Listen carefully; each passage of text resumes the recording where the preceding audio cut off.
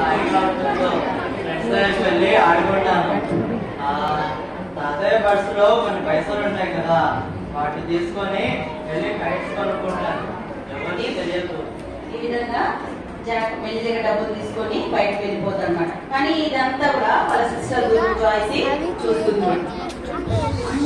Jack చూడు, తాతయ్య డబ్బులు తీసేసుకుంటున్నాడు, దొంగతనం చేస్తున్నాడు, చెప్తానంటు అన్నయ్య పని. ఇక్కడ బాధలు ఉన్నాయి. ఈ రాయి తీసుకొని కొడతాను. ఒకవేళ పడిపోతుందా లేదా చూద్దాం. పడిపోయింది ఏంటి? చచ్చిపోయిందా? ఎవరైనా చూసారా?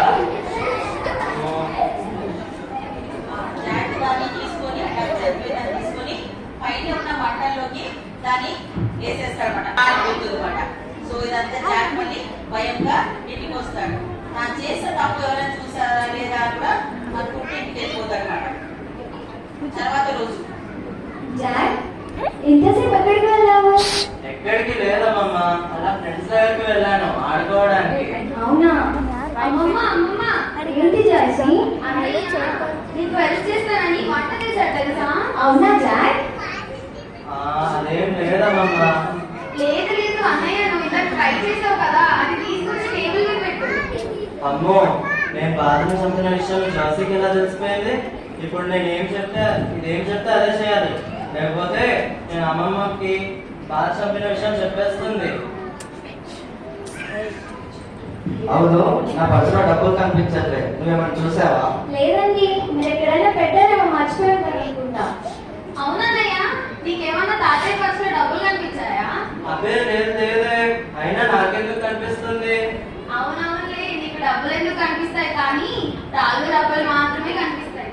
చూడు తాతయ్య, చెల్లి ఊరికేనే నా మీద గొడవ పెట్టుకుంటుంది. ఇప్పుడు దొరికాడు నాకు. చెప్తాను జాక్ పని, ప్రతిసారి అమ్మమ్మ తాతయ్య దగ్గర నన్ను తిప్పిస్తుంటాడు. చెప్తాను ఈ సంగతి. ఆ తర్వాత రోజు ఏం జరుగుతుందంటే